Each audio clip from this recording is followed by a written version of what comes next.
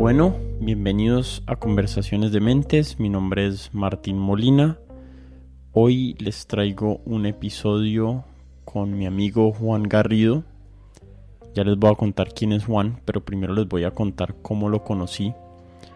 Juan es oyente de este podcast y hace varios meses, no sé, probablemente más, por ahí 3 o 4 meses, me escribió por mi página de Instagram y nos pusimos a conversar. Él me contó que le gustaba el podcast, que le gustaba lo que yo hacía y que él y su novia Amelia eran oyentes.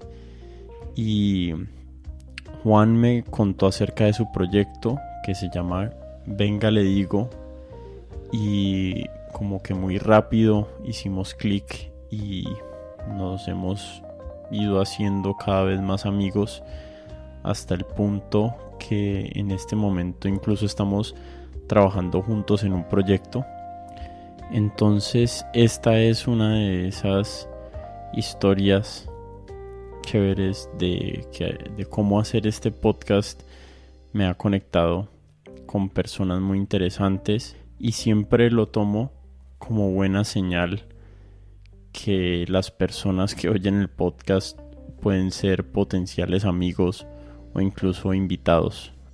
Como siempre, los invito a suscribirse en Apple Podcast, en Spotify, en Stitcher, donde sea que estén escuchando este podcast.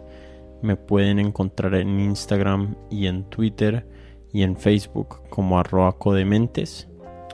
Y bueno, sin darle más vueltas, les dejo mi conversación con Juan Garrido.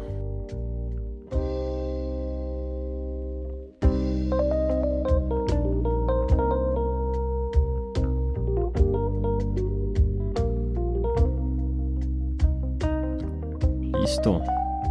Bienvenido Juan a Conversaciones de Mentes. Para empezar, contémosle a las personas quién sos y qué haces, y ya le damos paso a los temas de los que vamos a hablar hoy. ¿Te parece?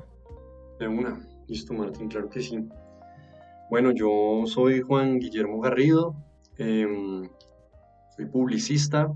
Durante algunos años me he dedicado a la profesión de la publicidad, eh, lo cual ha sido un camino muy interesante porque me ha permitido entender la comunicación como una herramienta para mejorar procesos, no solo de ventas, sino mejorar procesos de relaciones humanas, que es a lo que me dedico en este momento. Tengo un proyecto al cual decidí dedicarle el 100% de mi tiempo y por lo que renuncié hace poco a mi profesión como tal.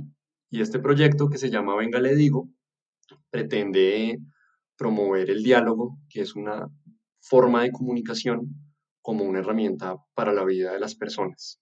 Y en Venga le digo nos dedicamos a eso.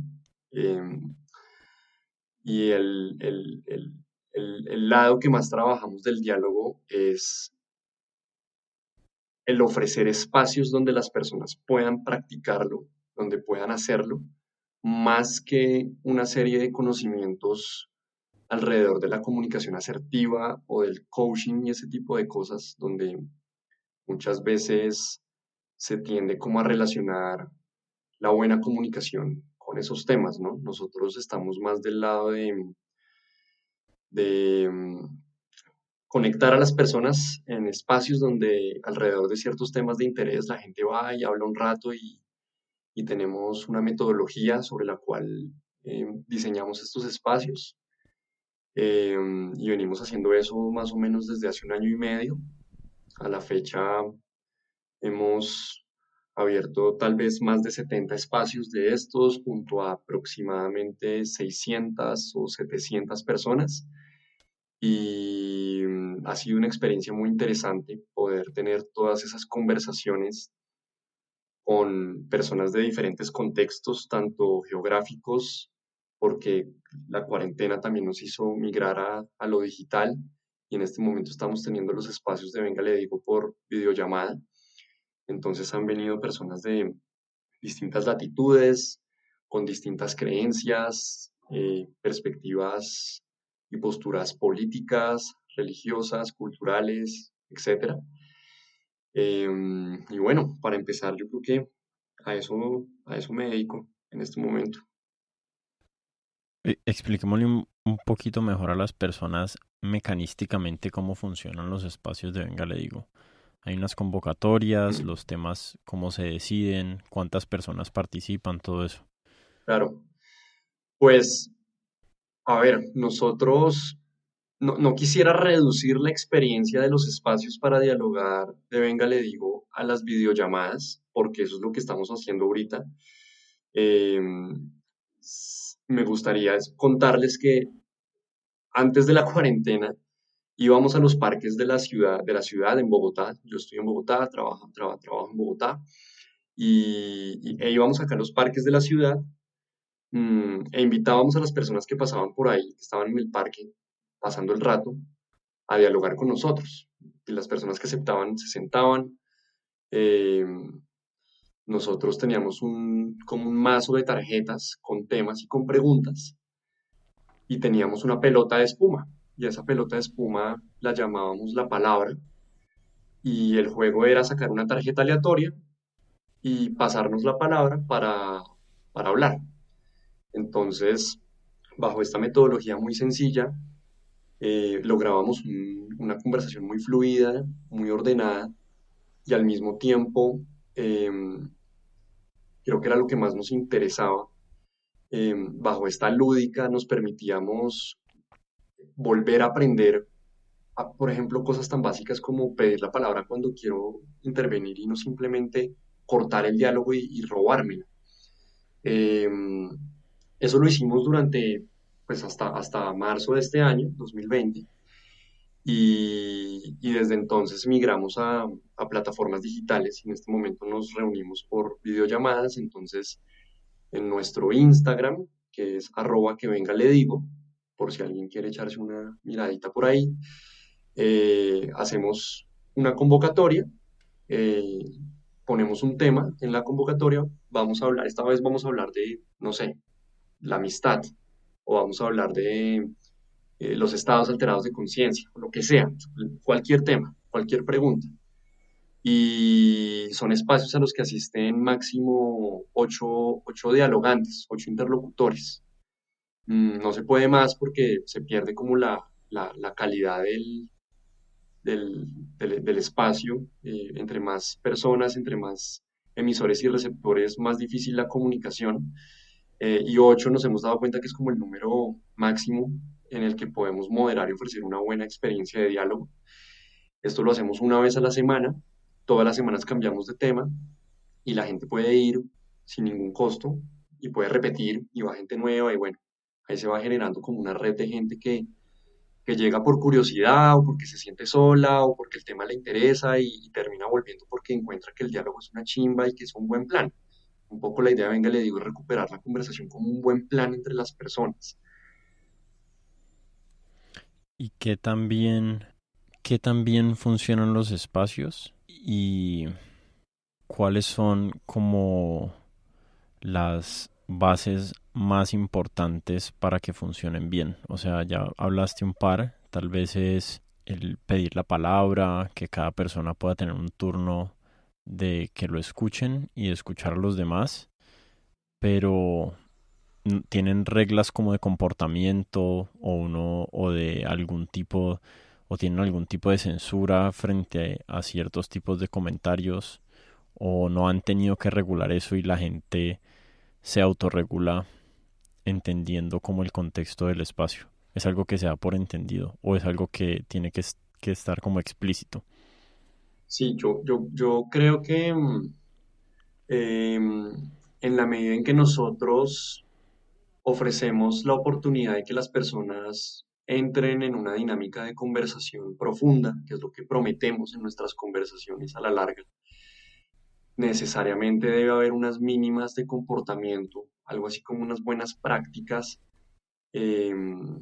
que se garanticen en el espacio, unas políticas del espacio que son excluyentes en la medida en que, por supuesto, quien no las acata, pues quien no está dispuesto a acatarlas no puede ir, Ya te ¿Y digo te ha cuáles pasado? son.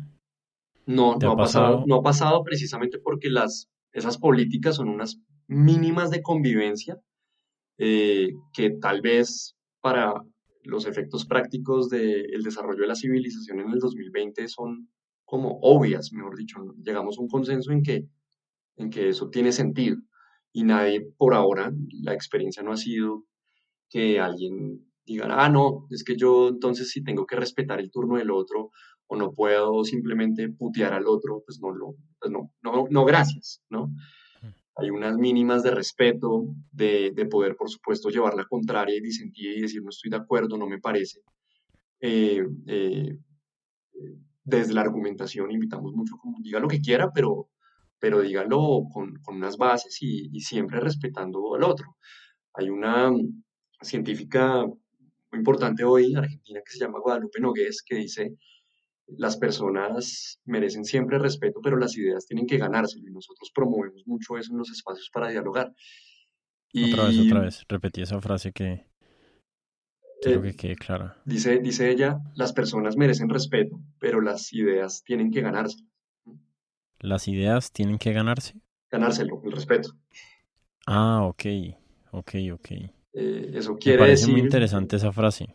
sí, es bastante interesante porque normalmente atamos las ideas a las personas y al final muchas veces en una conversación donde estamos debatiendo un tema donde hay puntos de vista encontrados, atacamos directamente a las personas como si las personas fuéramos las ideas que ponemos sobre la mesa. Yo creo que ahí hay una Mm, distancia y aprender a dialogar tiene mucho que ver con ver esa distancia entre la persona y la idea. Eh, Creo que eso permite un diálogo mucho más, ¿cómo decirlo? Como con las emociones un poco más bajo control, sin quererlas mm, sacarlas de la ecuación, porque son muy importantísimas, pero tal vez ayuda mucho a eso. sí. Dame un segundo y nos detenemos un segundito ahí en esa frase. Hay muchos temas muy interesantes que hay muchas ramas, digamos, por las cuales explorar.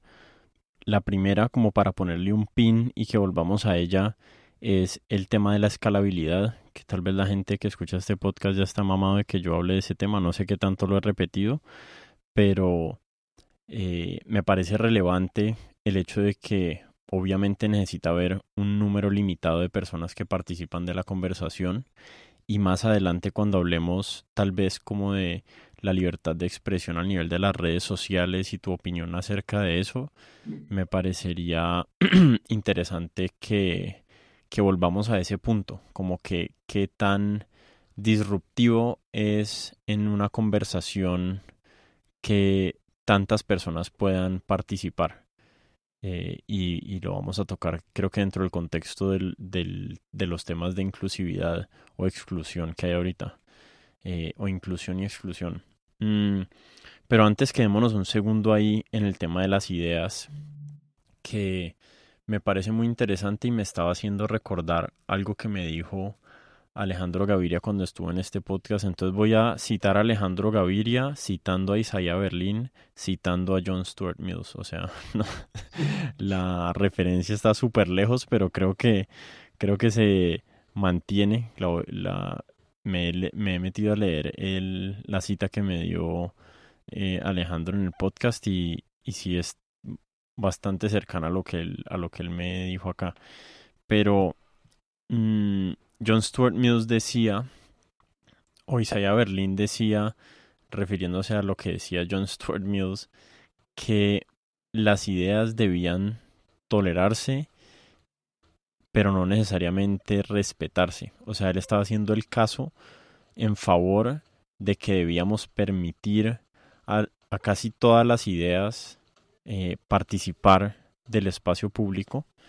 Y tal vez más adelante podemos incluso diferenciar entre los espacios públicos y los espacios privados y si deben haber reglas diferenciales para ambos, que yo creo que sí. No sé, estaba pensando en la idea de que las ideas deben ganarse el respeto y no sé si eso implica que las ideas en sí deban respetarse. O sea, yo soy bastante eh, pro libertad de expresión, pero no creo que necesariamente el respeto sea algo que una idea se pueda merecer. Mm, Creo que una idea eh, puede ser atacada o insultada, o no sé si las ideas se pueden insultar, pero puede ser como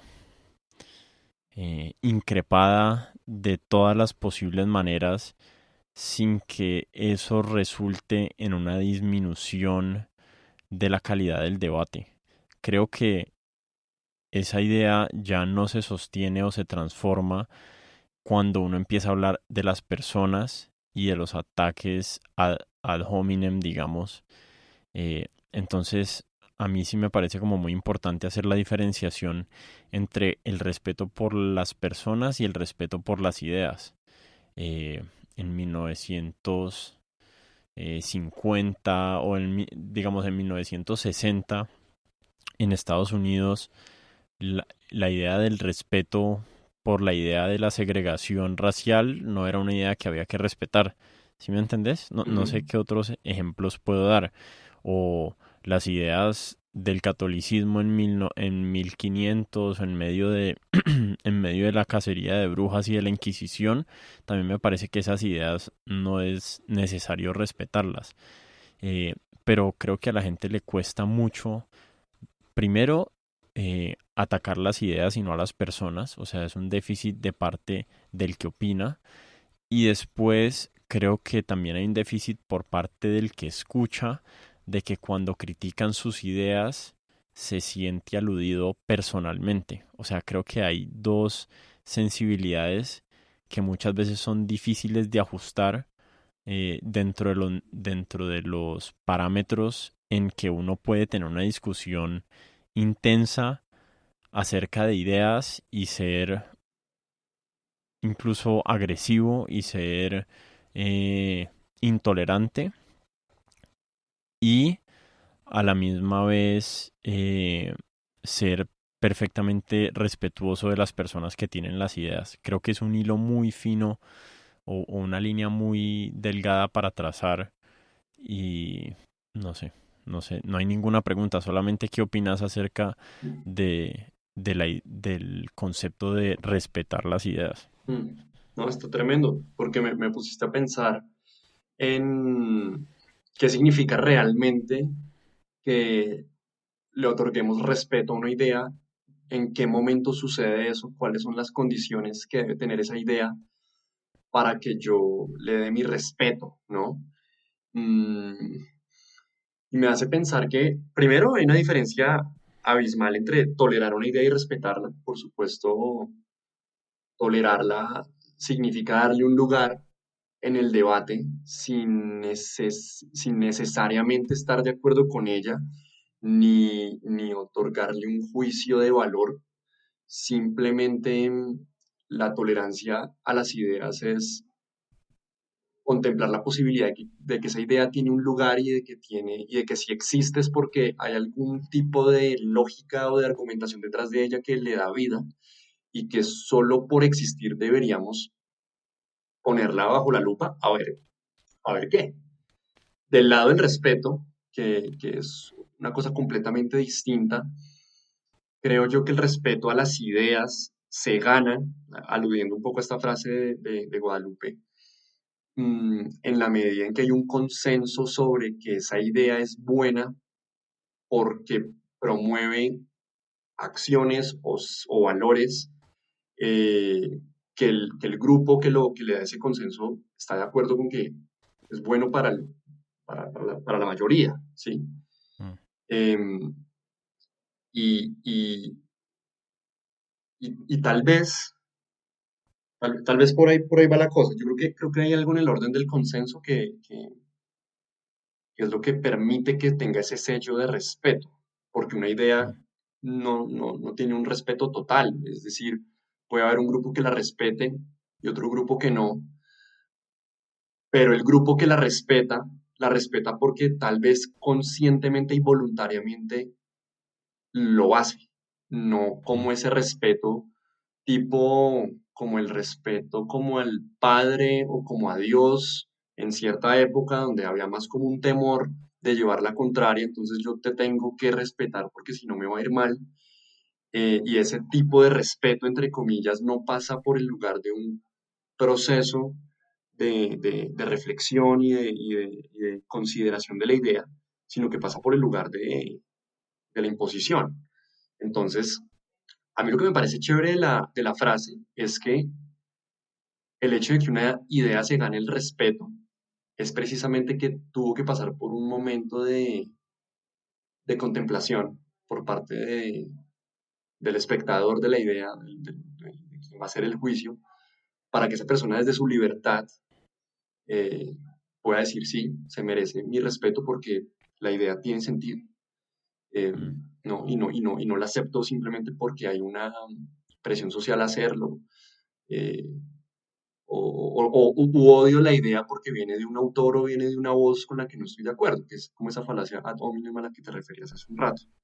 Y por otro lado, que fue la otra patica que abriste ahí en la conversación, me parece que es supremamente difícil hacer el ejercicio de separar las ideas de las personas que las enuncian, porque las ideas tienen un rol fundamental en la construcción de nuestra identidad.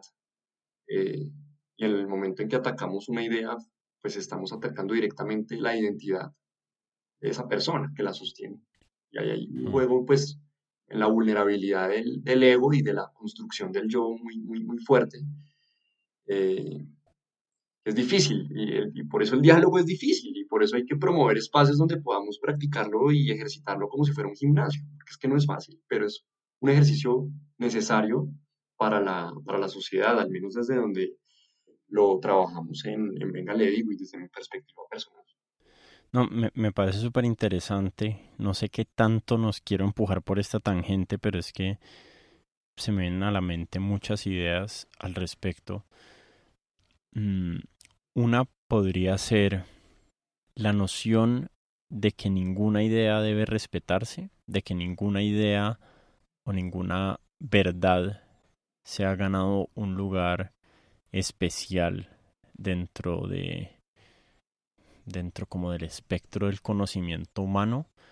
Me parece me parece equivocado y me parece súper negativo para nosotros poder ir avanzando como especie o como cultura hacia donde queremos ir avanzando. Justo estaba pensando en una newsletter que vos me compartiste y justo estaba hablando de este tema esta mañana. Me parece interesante que salga a colación ahorita.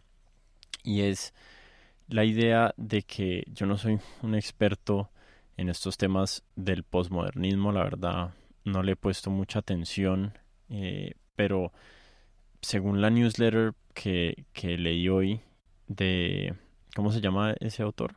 Mark Manson, tal vez estás hablando de él. Mark Manson. Sí. Eh, y él resaltaba que uno de los problemas del pensamiento postmodernista es que básicamente se pierde la base o el sustrato sobre el que podemos tener un consenso y construir encima de él.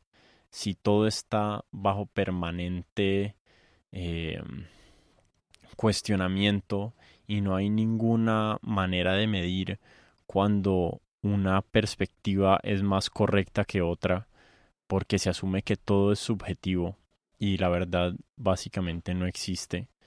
Eh, Creo que eso genera una situación de mucha inestabilidad. O sea, necesitamos como sociedades tener consenso acerca de un mínimo de verdades para, para poder trabajar juntos, para poder entendernos. Lo mismo sucede en la ciencia, o sea, existe la necesidad de que existan, perdón, ahí dije existe dos veces, existe la necesidad de unas estructuras sobre las cuales generar conocimiento de niveles más altos. Entonces, por ejemplo, en la física, las, las ecuaciones de Schrödinger son necesarias para mucho de la investigación y del conocimiento que se ha formulado encima de esas ecuaciones en cuanto a lo que la gente le dice la física cuántica o la mecánica cuántica. Eh, pero a la misma vez, o sea, ese es un lado, digamos, de la balanza, pero a la misma vez del otro lado de la balanza necesitamos también el cuestionamiento de nuestras creencias más fundamentales, porque si no realmente no logramos ningún tipo de transformación trascendental. Por ejemplo, si las leyes, para mantenernos como en el campo de la física, si las leyes de Newton se hubieran asumido como palabra de Dios, por así decirlo, eh, y fueran incuestionables, pues no tendríamos la teoría de la relatividad de Einstein hoy en día. Entonces, creo que lo difícil es poder mantener un balance saludable entre generar consenso sobre el cual construir y a la misma vez estar suficientemente abierto y hacer unos cuestionamientos eh, como sustanciales de esa estructura sobre la que estamos construyendo. Me parece que el problema del posmodernismo es que terminamos cuestionando todo permanentemente, no con una crítica sobre la sustancia de la estructura que construimos, sobre el contenido de las estructuras que construimos, sino sobre la noción misma de que se puedan construir estructuras y que esas estructuras que se construyan sean favorables. Creo que eso está un poquito, esta es una tangente bastante lejana, pero me parece interesante y me gustaría saber qué opinas. Claro, chévere. No, lo primero que opino es que el hecho de que una idea sea respetable no significa que no pueda ser cuestionable. Eso me parece muy Mm, importante, ¿no? Porque a veces pareciera como si respetar algo implicara no poder ponerlo en duda. Y por eso entonces no respetemos nada porque entonces eh, ahí hay algo raro con la confusión de términos que creo que nos ha llevado como al irrespeto por querer ir en pro del cuestionamiento. Y una cosa no es mutuamente excluyente de la otra, ¿sí? Eso como primera instancia, y yo creo que eh, construir sobre lo construido, que es algo esencial y fundamental para el desarrollo de cualquier civilización y de cualquier sociedad, no implica un ataque, no debería implicar un ataque destructivo hacia las ideas y menos hacia las personas que las enuncian solo por haberlas enunciado. Eso como para cerrar la idea anterior que veníamos trabajando. mm. Y sobre esta tangente que acabas de poner sobre la mesa, pues sí, yo creo que hay un tema con el relativismo que nos está jugando en contra, pero que en algún momento fue necesario históricamente, porque definitivamente en los setentas y hacia acá, que fue como en ese momento de quiebre de la agenda moderna y la aparición del posmodernismo con la muerte de las verdades y las verdades entendiéndose como instituciones de la verdad, eh, fue necesario, creo yo, en una época en la que el anquilosamiento del poder de las instituciones y su capacidad de establecer verdades incorregibles e incuestionables tenía que ser fracturado, tenía que ser explotado, tenía que ser realmente mandado a recoger porque estaba trayendo unas inconvenientes para la sociedad que en términos prácticos trajeron mucho sufrimiento. Por poner un ejemplo, la verdad incuestionable de la ciencia desde, no sé, siglo de las luces hasta mitad del siglo XX, con lo que nos dejó el siglo XX, que fueron unas guerras mundiales y una capacidad destructiva, nos demostró que esa incuestionabilidad de la ciencia no era tan saludable, por más de que la ciencia representaba una gran oportunidad de progreso y de libertad humana. Eh, Eso como un pequeño ejemplo de otras muchas instituciones como lo puede ser el Estado, la familia, la iglesia, la medicina. Uno de los posmodernos más famosos pues, precisamente fue Foucault y su crítica a las instituciones y a las verdades. Y yo digo, listo, eso tuvo todo el sentido. Tuvo todo el sentido apelar como a esta muerte de Dios nietzscheana donde necesitamos otras verdades, donde necesitamos darle espacio y tiempo a otras posibilidades que rijan nuestra existencia. Y eso nos lleva a un relativismo del que no hemos salido y creo que no hemos salido porque es que es muy difícil salir de ahí. O sea, si yo ya no, si históricamente me he podido liberar de una verdad externa a mí que se me es impuesta y que es muy difícil combatirla, y ahora puedo ser mi propia verdad o puedo tener mi propia verdad sin necesidad de justificarla ante los demás o de ponerla a prueba, pues no podemos construir sobre nada porque la capacidad de consenso es menor, la calidad también de las ideas tiende a bajar porque si no tengo que confrontarlas con nada ni con nadie, pues no, me puedo inventar cualquier cosa y no necesita ningún tipo de esquema lógico o argumentativo detrás que la sostenga o de rigurosidad de método para poder llegar a ellas. Mm. Y yo creo que voy a hacer algo así como un hipertexto a otro episodio de Conversaciones de Mentes, porque yo soy fan del podcast. Y fue a esta conversación con Roberto Palacios, que tuviste con el filósofo, que hubo algo que él dijo que me pareció muy, muy brillante a propósito de este tema que hablamos, y es que hoy confundimos nuestros derechos con los hechos y creemos Mm. que porque tenemos el derecho a creer en lo que queramos y a ser quienes queramos, entonces eso puede reemplazar los hechos. Y él pone un ejemplo, y tal vez hago la cuñita para que la gente que no ha escuchado ese episodio luego vaya de este a ese. Pero él pone el ejemplo de qué pasaría en un caso hipotético, situación filosófica en la que una mujer blanca, rubia, dice que ella es negra, ¿no? Eh, y en Sí. nuestra época, hoy en día, ¿quién sería capaz, quién se atrevería a decirle que no? Si ella se identifica como una persona negra. Entonces, como ella está en derecho de creer y de decir, sobre todo, eh, lo que quiera, Y su verdad es que es así. exacto. Entonces, Y su verdad es incuestionable dentro del paradigma como posmoderno, ¿no? Porque cada ajá, cual tiene su verdad subjetiva y son básicamente equivalentes en su no ser en no ser verdad a la misma vez. No claro, sé si y entiendes lo que estoy total, diciendo. y la incapacidad de poder decirle a ella, oiga, usted está, ¿por qué no va al médico, por ejemplo, supongamos? Porque lo que usted está diciendo es una estupidez, es un sinónimo de un ataque, de una transgresión, ¿sí me entiendes? Como que no estamos atacando a la persona, estamos atacando a la idea, pero Mm. ese relativismo y esa incapacidad de relacionarnos con el otro de una forma saludable, y por saludable quiero decir poner en duda ciertas cosas que deben ser puestas en duda para ver si tienen sentido o no, porque es que si no tienen sentido no podemos seguir avanzando en esta construcción que es la sociedad.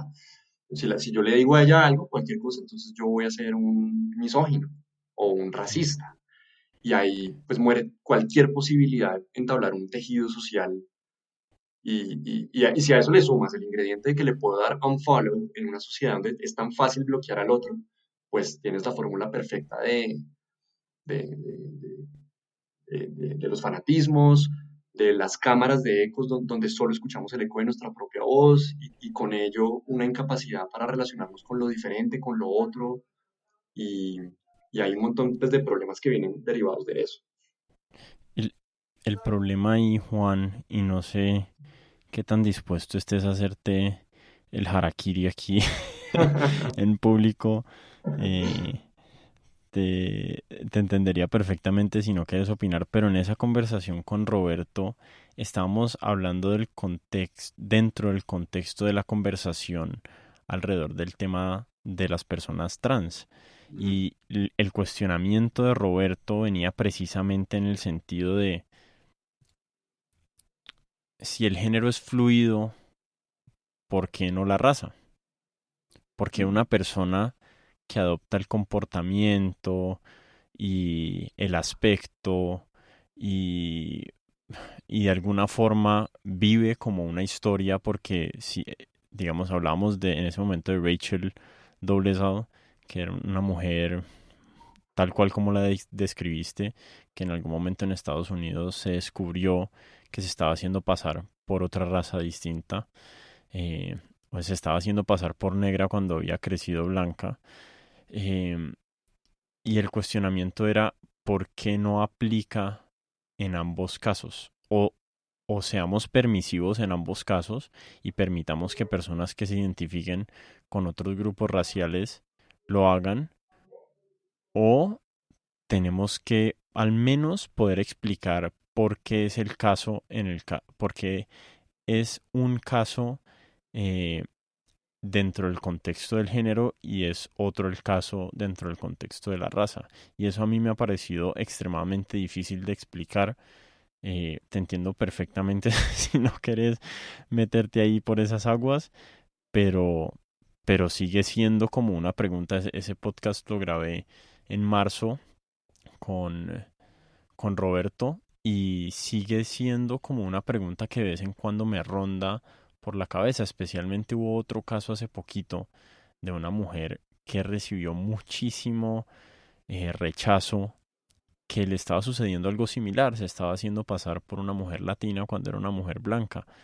Eh, Se había cambiado el nombre, no sé. Y no sé, como que me parece una situación compleja de analizar y de entender, especialmente dentro del contexto de que cada cual tiene su verdad subjetiva y debe ser perfectamente respetable, especialmente en cuanto a su propia identidad. ¿Por qué no respetar esa identidad de esas mujeres y sí respetar la de las personas trans? Claro. Es extraño.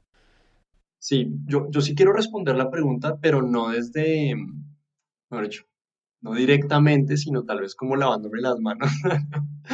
Y es atando esto con lo que estamos hablando, y es, yo no tendría ningún problema en escuchar eh, la, ¿cómo decirlo? Como la idea, ¿sí? De poder darme la Mm. oportunidad de decir, oiga, bueno, hay la posibilidad de que tenga sentido que esa mujer que yo veo como una persona blanca, pelimona, dice que es negra y se identifica como tal, y me doy la posibilidad de que eso tenga sentido, entonces voy a escucharla, porque creo que se trata en el fondo es de eso, ¿no?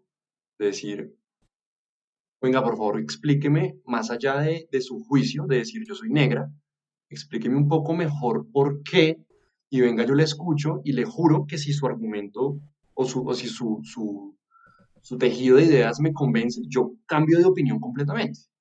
Creo que ese Mm. es el punto neurálgico, que vivimos en una época en la que yo percibo que es mucho más difícil cambiar de opinión. La pregunta, por ejemplo, para ti o para los oyentes en general, y creo que es una pregunta muy saludable hacérsela de vez en cuando, es, ¿cuándo fue la última vez que cambiamos de opinión con respecto a un tema específico, cualquiera? Eh, Con, con respecto a algún tema importante, ¿no? Porque es sí, sí, que sí, sí, sí, sí, alguna sí, no, gente dirá, no, yo antes pensaba que el chocolate era mejor y ahorita estoy seguro que es mejor comer cacao. Entonces, no, preguntas profundas, políticas, importantes. mm, Eh, y creo que para responder tu pregunta, yo digo, en este momento, si traigo la situación hipotética a mi vida hoy y salgo a la calle y me encuentro a esa mujer y ella me dice que es negra, yo le digo, usted está diciendo una vaina que para mí no tiene sentido, pero venga, le digo, sí, venga y mm. hablamos, venga y yo la escucho y venga yo también le cuento porque yo no creo que usted es negra y ojalá el interlocutor también esté en la misma disposición de querer cambiar su opinión si mi argumento la convence. Pero otra vez, imagínate decirle eso mismo a una persona trans. Cambia totalmente el contexto, ¿cierto? y se vuelve básicamente con el chasquido de los dedos se vuelve transfóbico y misógino o Mm. no sé, o nazi o no sé. Yo igual, o sea, ese tema de, de las personas transgénero es un tema muy sensible. Yo no creo que lo vayamos a resolver aquí, No, pero menos. pero sí refleja la complejidad y, y los problemas que existen en el subjetivismo y relativismo absoluto con el que al que yo siento que cada vez más nos estamos transformando en nuestra manera de pensar colectiva. ¿Sí me entendés? Y ya está alcanzando unos niveles que no es dentro del contexto de nuestras discusiones culturales, sino que ahorita ya incluso es a nivel científico. Y Mm. eso sucedía anteriormente, pero yo creo que habíamos llegado a un lugar mucho más saludable del cual podíamos transicionar hacia un cuestionamiento de nuestros conocimientos fundamentales, pero de una manera más saludable y no tan eh, como revolucionaria por ser revolucionaria en sí mismo y ya. Es como es como lo que hablábamos ahorita, cuestionar por cuestionar no es productivo. Cuestionar es útil cuando uno tiene algo que aportar eh, y tiene alguna evidencia o algún argumento valioso que hacer en contra de el status quo de alguna idea. Pero Pues, siento que en este momento estamos en un momento en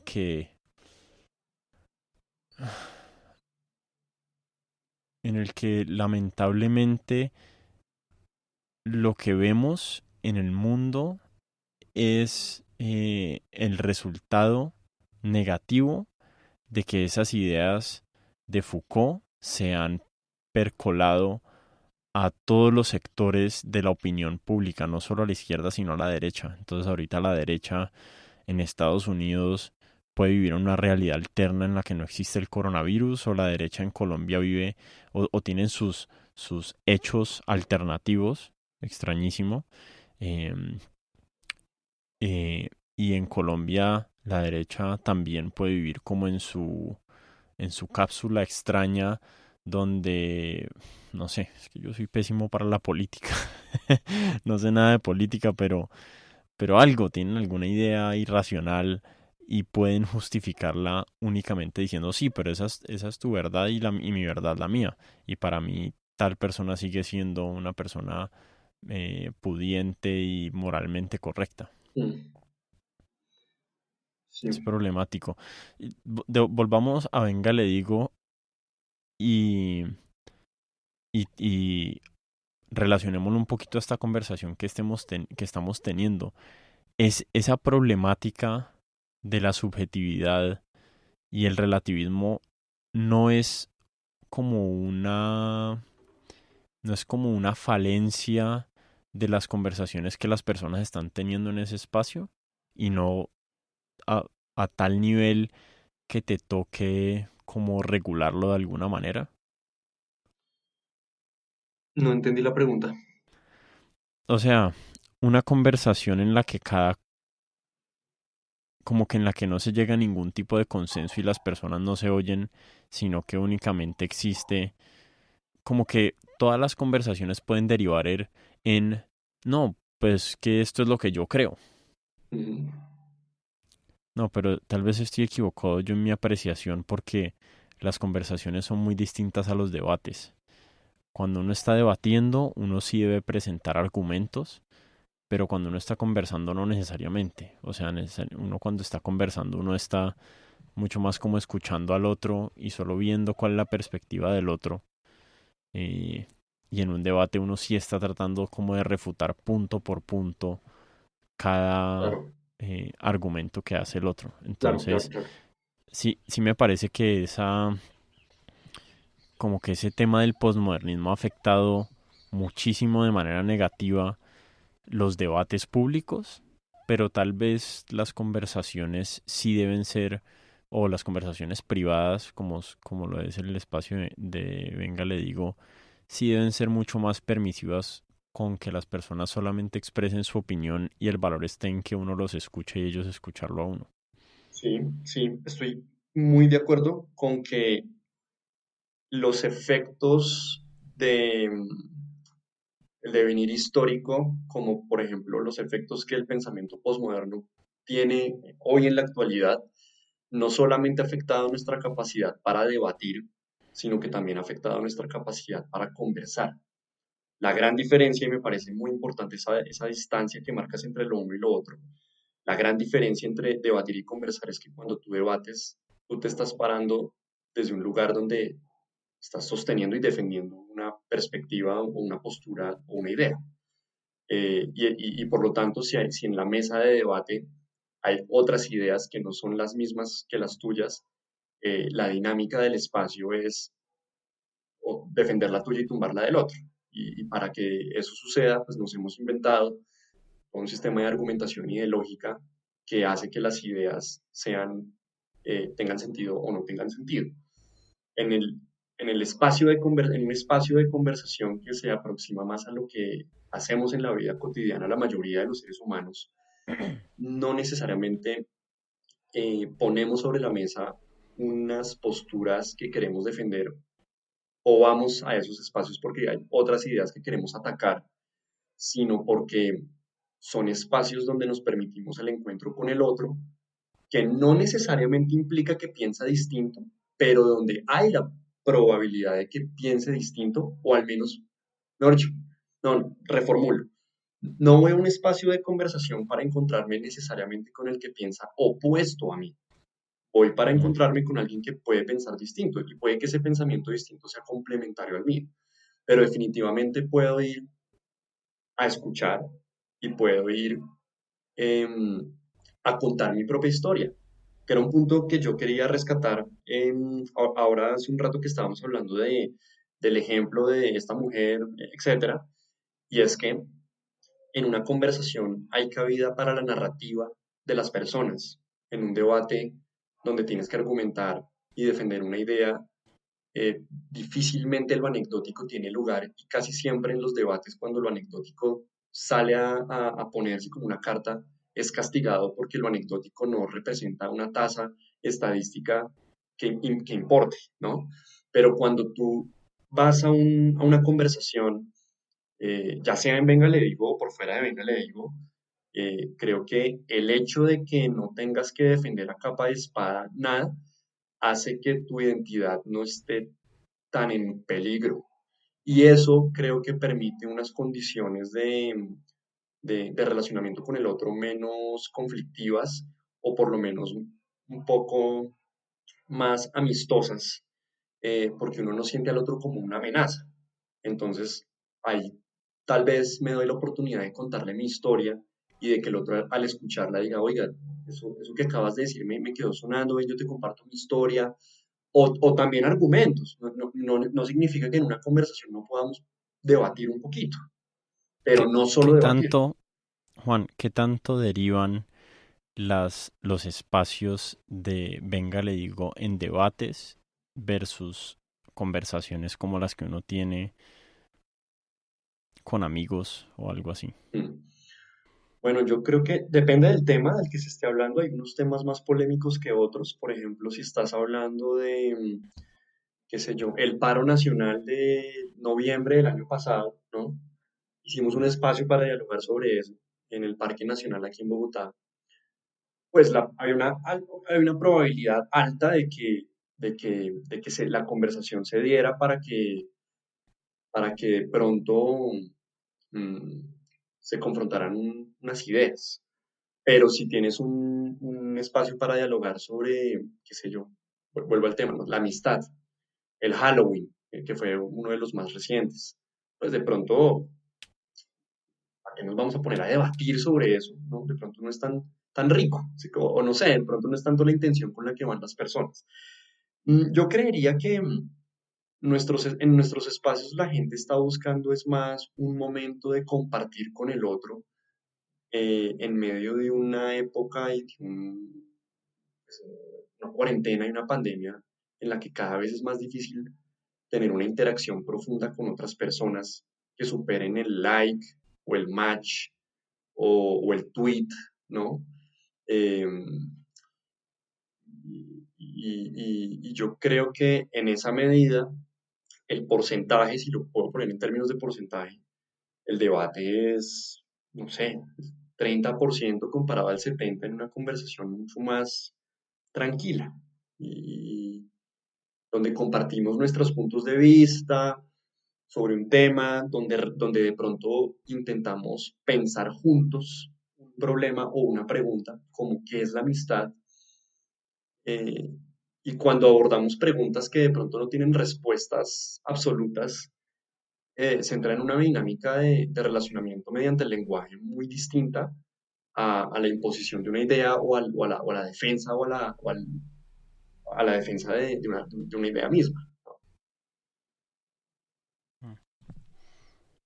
Sí, Mejor dicho, en pocas palabras, en Venga le digo, no pretendemos crear o ejercitar unos, no sé cuál es la palabra, debatidores, gente que debate pues de una forma impresionante y no es el lugar donde la gente va a poner las verdades absolutas o a encontrarlas o a querer buscarlas.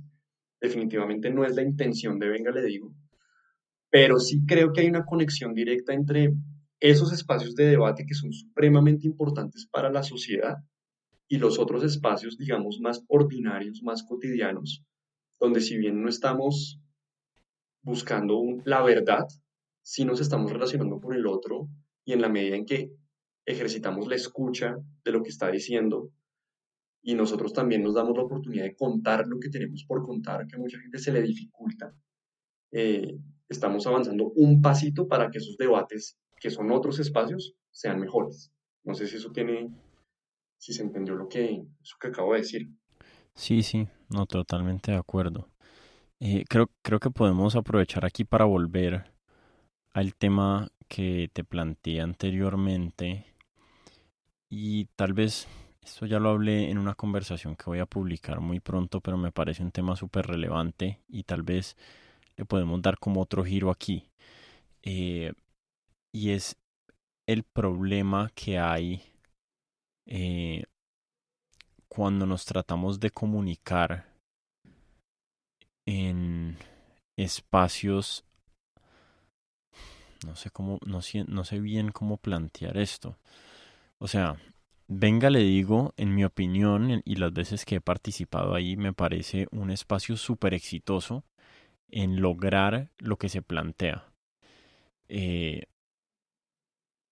a la misma vez, la pregunta que me estoy haciendo es, ¿qué es lo que se supone que estamos cultivando y por qué no está funcionando en los espacios más públicos?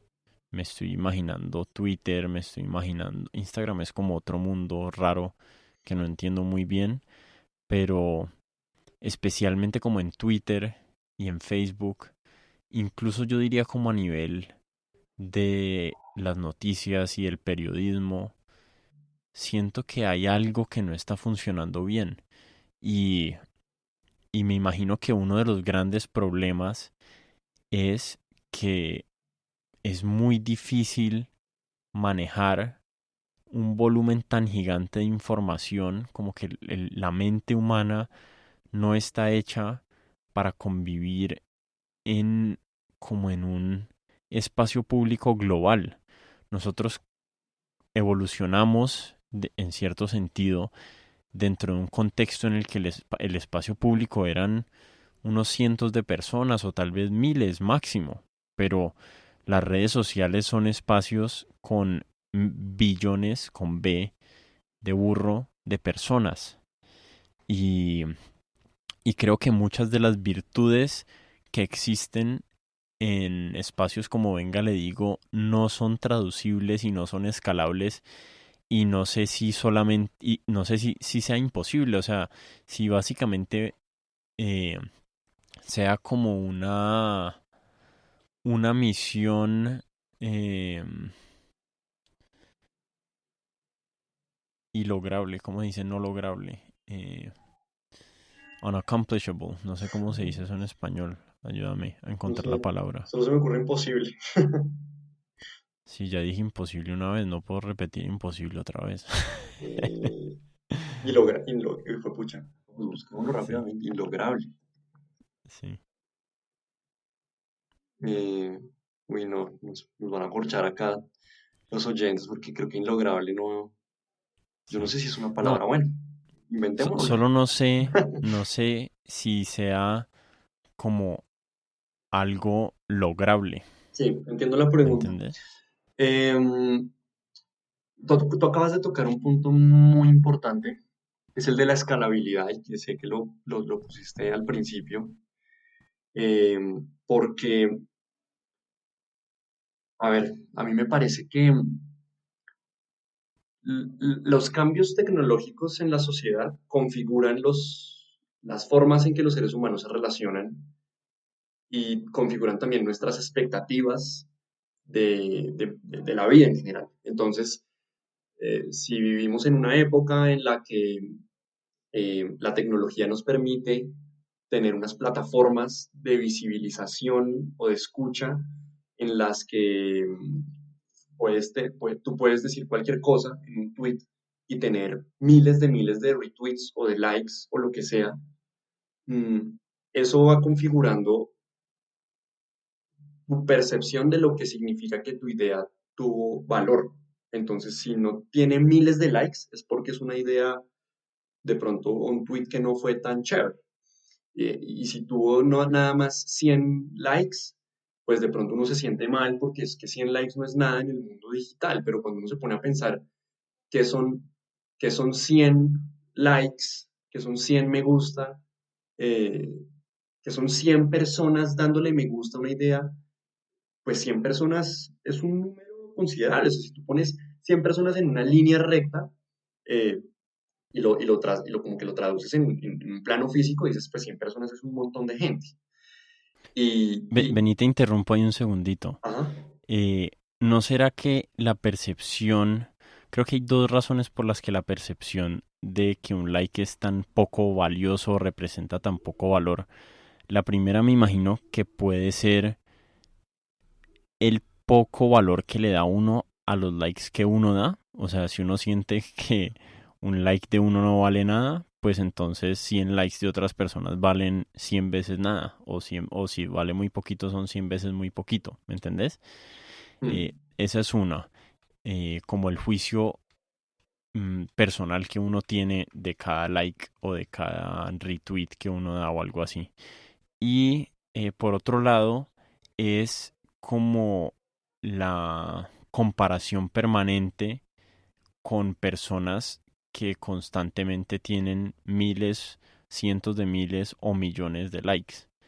¿Sí me entendés? claro. Entonces, es otro problema de escalabilidad. Es que estás dentro de un contexto en que te estás comparando con Kim Kardashian Ujú, y no como con tu contexto inmediato. sí, Debe sí, sí, ser sí. muy duro vivir en una sociedad donde, o sea, ese es uno de los grandes problemas de la sociedad, ¿no? Unos andan en Toyotas Prados y otros andan a pie.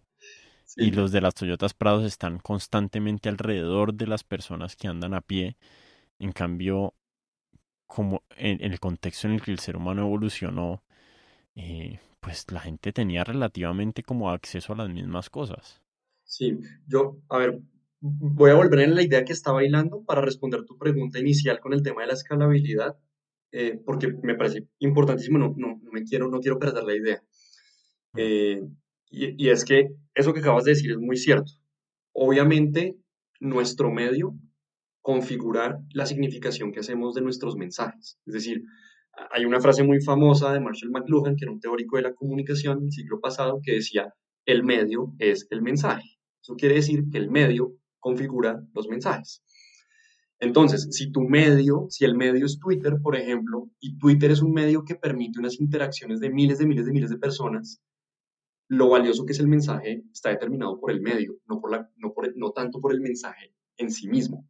Eso quiere decir Que claro, si la posibilidad es de recibir miles de retweets o de likes, pues tú con 50 no te vas pues a sentir bien. A lo que voy con esta idea es que pareciera como si hoy en día todo nos lo piden a escala, ¿no? Entonces, por ejemplo, este mundo del emprendimiento y de las startups, que es como lo último en guarachas en creación de empresas de la sociedad, eh, cuando tú vas y presentas un pitch a unos inversionistas, uno de los puntos más importantes es la escalabilidad. Bueno, ¿y esto a qué velocidad va a crecer? ¿Por cuántas X va a crecer? Porque el medio nos está configurando de tal manera en que todo lo que hacemos tiene que tener unos volúmenes masivos y masivos de impacto. Pero cuando tú contrastas eso con la naturaleza de una conversación, con la naturaleza del diálogo, te das cuenta de que son cosas que no son compatibles. Eh, las redes sociales son medios que están creados para transitar volúmenes de información muy altos y por lo tanto la calidad de las interacciones entre los nodos, es decir, entre las personas, pues tiende a bajar porque a mayor extensión, menor profundidad. Básicamente ese es el principio. Y tú para poder dialogar necesitas demorarte escuchando al otro, necesitas tiempo y no puedes hacerlo con miles o cientos o ni siquiera decenas de personas porque no es la naturaleza del diálogo. Sin embargo, el diálogo, por lo menos desde la postura de Venga, le digo, no puede ser reemplazado por las interacciones de las redes sociales porque cumple una función muy importante en la construcción de relaciones significativas entre los seres humanos. Entonces, por supuesto, el modelo de Venga le digo, que son conversaciones de 8 personas, 10 personas máximo, no se puede escalar, eh, por lo menos no como uno se lo imagina, es decir, tiende más a lo artesanal, a lo hecho a mano, a lo caserito, porque la naturaleza del diálogo es así. Cuando lo intentas escalar, se pierde información en la transmisión de los mensajes, la relación entre los nodos, es decir, las personas, no es la misma, es mucho más superficial, es mucho más efímera, no hay el medio no facilita una atención en la conversación, que es el problema de las redes sociales, la atención, y por lo tanto, pues es imposible cualquier proceso dialógico, al menos desde las interfaces a las que estamos acostumbrados en redes sociales. ¿Sí? No sé si eso responde un ¿Y poco tu pregunta.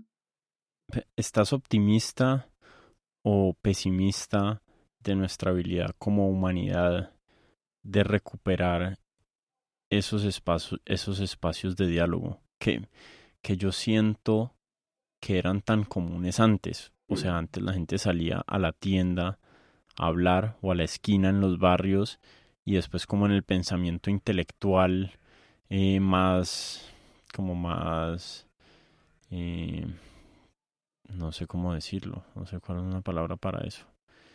En el pensamiento o en, no, como al nivel de intelectuales también existían como estos cafés famosos donde iban y se reunían, no sé, eh, Gabriel García Márquez y un montón de otros escritores en Bogotá o en París había un café famoso donde todos los intelectuales iban y se reunían. Eh, y eso siento que se le ha perdido a la sociedad y no sé, la verdad yo soy muy pesimista de que vayamos a ser capaces de recuperar eso. Yo veo que vamos en una tendencia casi que irreversible de empujarnos constantemente como a una existencia súper aislada con interacciones cada vez más cortas. Gran pregunta. Pues yo creo que mi respuesta es sí, yo soy un optimista del diálogo y tal vez ese optimismo es lo que me hace hacer, venga, le digo, todos los días. Eh, pero no creo que es un optimismo romántico infundado, sino que todo lo contrario. Yo pienso que las herramientas se vuelven importantes en la medida en que las necesidades van haciéndolas más evidentes. Y en la medida en que las personas em, recuerden o recuperen ciertas herramientas de antaño y encuentren en ellas un valor y una función, que aporte valor a sus vidas, van a volver a eso. Yo tengo esta sensación de que los movimientos y los flujos culturales que marcan tendencias de comportamiento en las sociedades eh, básicamente funcionan como una contracción y una distensión constante, como como flujo y reflujo, como tire y afloje. Entonces nos hemos distanciado de unas prácticas que son supremamente importantes a raíz de unas nuevas prácticas y de nuevas posibilidades, pero las consecuencias negativas que esas nuevas posibilidades de interacción social digitales, por ejemplo, van a traer y cada vez más en el mundo, van a hacer que, ojalá, digo, espacios como los que ofrecemos en Venga Le Digo sean más necesarios y más importantes para las personas. Y en la medida en que ha avanzado el tiempo, nosotros hemos tal vez tenido esa sensación de que la gente nueva que llega a Venga Le Digo todas las semanas y nos cuenta un poco por qué llegó, eh, llega porque siente la necesidad de volverse a conectar con el otro en una escala chiquita, donde no importa cuántos likes tiene el comentario que va a hacer, sino donde simplemente quiere sentir que es escuchado, sentir que alguien le está poniendo atención, pero de verdad, y relacionarse con el otro a lo mamífero, porque es que venimos desde allá, y yo creo que en esa naturaleza hay algo muy profundo y algo muy, sí, muy profundo y muy importante de lo que no nos podemos desarraigar a pesar de que lo intentemos. Y que en el momento en Te que, juro, te ¿ah? juro que le va a poner a este podcast a lo mamífero. A lo mamífero, claro, Comunicándonos a lo mamífero. claro, porque ahí se juegan muchas cosas en las conversaciones no en las de venga, le digo, en una buena conversación con un par de amigos sobre un tema chévere donde realmente fluye la cosa. Ahí se juegan muchas cosas más allá de las ideas. Eh, Se juega la autoestima, la construcción de un lazo, la escucha, digamos que en una serie de componentes alrededor del diálogo que hacen de ese ejercicio una buena práctica para la salud mental. ¿Sí? La gente viene a Venga, le digo, se da cuenta de eso y vuelve. Luego llama a sus amigos y tal vez no va a ser el mainstream, porque yo creo que tienes razón en que la cultura y la digitalización del mundo van a hacer del mainstream un lugar muy pobre en términos de interacciones sociales de calidad y profundas, pero tal vez nosotros le estamos apostando a crear algo así como una subcultura de gente que dialoga. Mm. No nos interesa ser el mainstream tampoco. Eh, Yo Simplemente siento que una ser de un las espacio. razones, perdón, Dale, yo dale. siento que una de las razones por las que las personas están como migrando de vuelta a la radio y al podcast es porque quieren eso también. Quieren como presenciar conversaciones de verdad de personas tratando de entenderse y de esculcar ideas a ver qué encuentran. Y eso es algo que no existe en Twitter y no existe como en los medios actuales de entrevistas de 40 segundos y como pequeños clipsitos en YouTube. Entonces yo creo que la gente entiende muy bien dentro del contexto de una conversación. Por eso es que me gusta a mí tanto este medio. Lo que uno entiende en una conversación no es lo mismo que uno entiende en un video de YouTube como informativo en el que alguien te está hablando directamente. ¿Me entendés? Vos estás como en presencia de información compartida, que era uno como de mis grandes placeres cuando yo era niño, era sentarme en la sala de mis papás a escuchar las conversaciones de los adultos. Eh, no podía opinar porque no tenía nada para decir. Poco a poco me fui ganando ese derecho, el respeto por mis ideas, pero, pero eso yo me imagino que ha sido parte de la crianza de la mayoría de la humanidad. Y extrañamente siento que es algo cada vez más escaso. Ahora los niños no están en los espacios con los adultos. Uno va a la casa de los amigos con hijos y los hijos están todos por allá con un iPad en un cuarto y yo me acuerdo que antes había como más interacción. Eh, o tal vez eso es mentira, no estoy seguro, pero al menos yo sí recuerdo como con mucha alegría el tiempo de sentarme y de escuchar a otras personas hablar en mi niñez. Tal vez Mm. por eso estoy haciendo esto, no sé.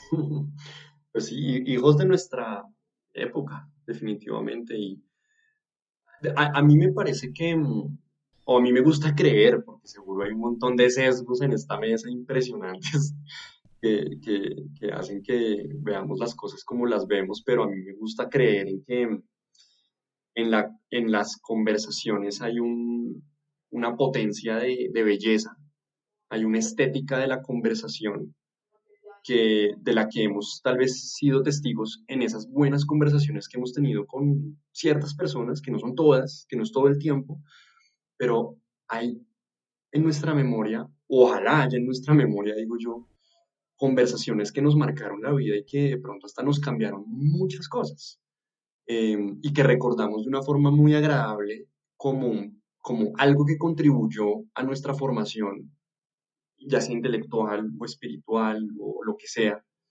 em, y no uso eh, de una forma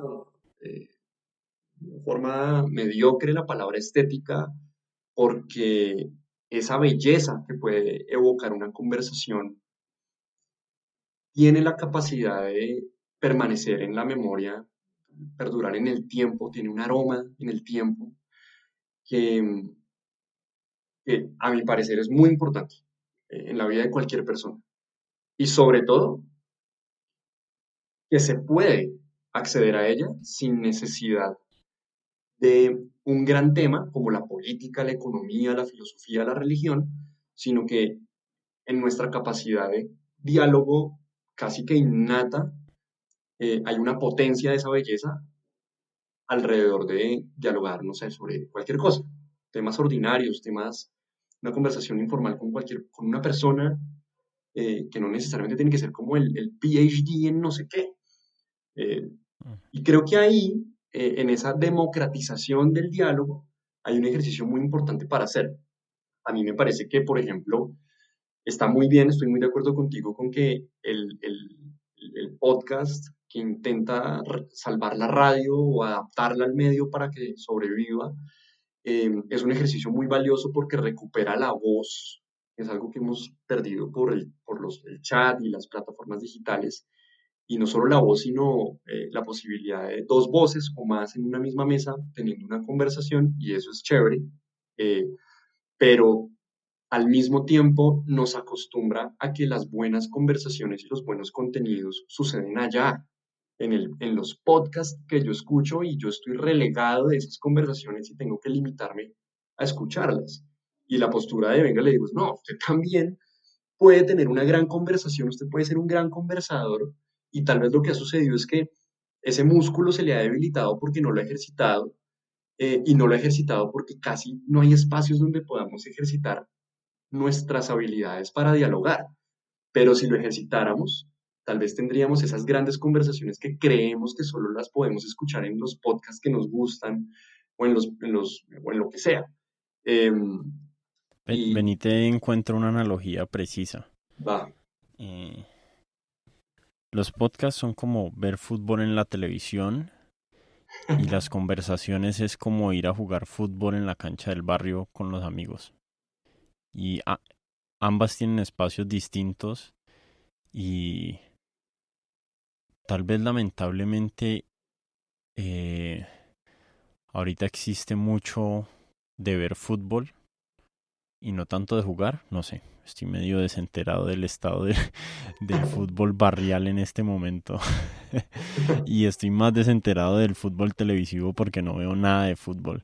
Pero me parece que la analogía se sostiene. sí, O sea, hay un espacio para ver personas que le dedican tiempo y se especializan en hacer cierto tipo de actividades, pero no por eso uno se debe sentir excluido y uno debe encontrar maneras de participar en su manera y a su nivel de inclusive de las mismas conversaciones. de acuerdo. Y es que, de nuevo, la época, en los medios en los que nos movemos, van generando el hábito y la costumbre de consumir contenido, pero no de generarlo, salvo en Mm.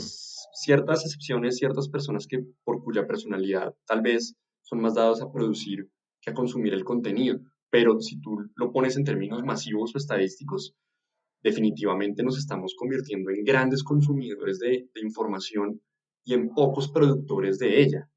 Eh, y eso tiene un efecto en la vida práctica, en la vida cotidiana, y es asumir tal vez una existencia en la que todo lo bueno pasa en la pantalla o en los audífonos, pero no en la práctica de mí mismo, de mi cuerpo puesto ahí en la conversa, en la cancha del barrio, eh, y no es, y está muy ligado a que la digitalización es un proceso que tiene una desmaterialización del mundo, una pérdida del cuerpo, una reducción de los sentidos a solamente la vista y el oído, pero todo lo demás queda relegado a un plano que no sabemos dónde está porque a qué huele Internet, por ejemplo, ni idea, no huele a nada, tal vez.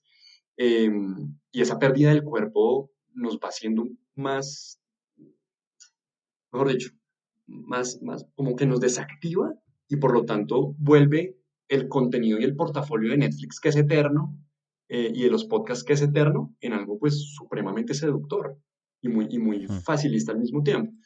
Entonces, si hay mejor dicho, cuando yo empiezo a hablar, a poner estas ideas sobre la mesa, siento que me estoy aproximando, es como la postura política de venga, le digo, que es hacer un llamado como a la práctica en primera persona de lo que nos gusta. eh, y es que no me imagino, y creo que tal vez no había pensado en esto, pero no me imagino si hay personas a las que no les guste tener buenas conversaciones. O tal vez lo que ha pasado últimamente y tal vez con las nuevas generaciones, pero toca preguntar, y ni idea, esto son puras suposiciones, es que el placer de conversar no está como información en nuestra cabeza porque de pronto no hemos ni siquiera tenido la oportunidad de tener una buena conversación. Entonces, el que no conoce a Dios, a cualquier santo le reza y en vez de estar conversando está haciendo otras vainas, por así decirlo. No digo que conversar sea lo único, por supuesto, pero, pero mi experiencia siendo venga, le digo, ha sido que la gente, algunas personas, manifiestan que han encontrado en la práctica de la conversación un gran plan y vuelven y dicen, pues puta, es que dialogar es una chimba. Y no Mm. estamos acá por las verdades absolutas, simplemente es un gran plan. Eh, y ahí tal vez hemos perfilado el proyecto hacia ese lugar. Oiga, ¿por qué no nos abanderamos del diálogo e intentamos y promovemos que sea un buen plan y le demostramos a las personas que es un buen plan y para hacerlo, pues abramos espacios para que la gente venga y dialogue? Esa es un poco como Chévere. la idea detrás de todo. Pues me parece que este es un como buen lugar para que invites a, a las personas a que participen de Venga Le Digo. Me parece que hay un tema del que queríamos hablar que tocamos únicamente tangencialmente, como que lo hablamos tal vez de manera indirecta, que era el tema del valor de la inclusión y de los como de los valores eh, que compiten de la inclusión y de la exclusión y y de cuáles son nuestras percepciones de cuándo es valioso uno y cuándo es valioso el otro, o cuándo son valiosos los dos, o cuáles son las condiciones que ameritan que uno de los valores se, eh, se como que persevere por encima del otro. Pero me parece bacano como dejar eso ahí en el aire y más bien te invito a tener una conversación como exclusivamente acerca de ese tema. Eh, entonces, pues despidámonos y invitar a la gente a Venga Le Digo para que lo sigan en redes sociales y tal vez se inscriban a uno que otro conversatorio, ¿te parece? Listo, Martín, súper. Conversatorio no, perdón, espacio Espacio para para dialogar. dialogar. Sí, muy distinto. Listo, súper. No, yo de eso último que no alcanzamos a hablar, pero que es un tema tan importante, solo me gustaría dejar una pregunta para los oyentes. Chévere que nos la hagamos todos. Y es si las razones por las que estamos excluyendo a ciertas personas de nuestras conversaciones o a ciertos temas de nuestras conversaciones, mejor dicho, ¿cuáles son esas razones? si en el fondo, haciendo un ejercicio muy honesto con nosotros mismos, nos damos cuenta de que la razón es porque nos da miedo que nos cambien la opinión, o sea, que haya esa posibilidad de que nuestro sistema de creencias frente a un tema sea cambiado. Mm, la invitación que quisiera hacerles es a darnos la oportunidad de que eso sea así porque en ese miedo de querer permanecer en un lugar que ya conocemos y en el cual no nos queremos mover, replicado en miles de personas, se convierte en un fenómeno cultural y social y político eh, peligroso. Y en la medida en que el uno por uno, cada uno de nosotros de a poquitos y así chiquito en lo particular, en lo infraordinario, nos permitimos esa posibilidad de que el otro tenga la razón y que nos cambie la opinión, estaremos haciendo un gran avance hacia lo macro. Dejo eso apuntado nomás y luego con muchísimo Bueno, gusto, qué rico si tenemos esa conversa sobre ese tema. bueno, Y, chévere, chévere esa reflexión, me hace pensar. y ya para cerrar y invitar a las personas que nos hayan escuchado, pues por supuesto, nosotros nos movemos sobre todo en Instagram. El arroba es que venga le digo. El proyecto se llama Venga le digo, pero Venga le digo no estaba disponible. Entonces es que venga le digo. Y por ahí pueden conocer más sobre el proyecto. También tenemos un podcast en el cual hay un episodio con Martín que se llama Radio Le Digo el podcast y la temporada que estamos trabajando ahorita se llama Rutinas Rituales, en la que tenemos conversaciones sobre lo ordinario, sobre las rutinas de la casa, como cocinar, dormir, regar las plantas y cositas así chiquitas, pero que debajo ocultan cosas extraordinarias, porque de nuevo la idea es que podamos todos hablar de tener conversaciones chéveres que no necesariamente requieran de temas macro y pues allá súper intelectuales, sino también en lo chiquito. Entonces, muy invitados también a escuchar el podcast, que lo pueden encontrar en Spotify, en Apple Podcasts, en Anchor, como Radio Le Digo.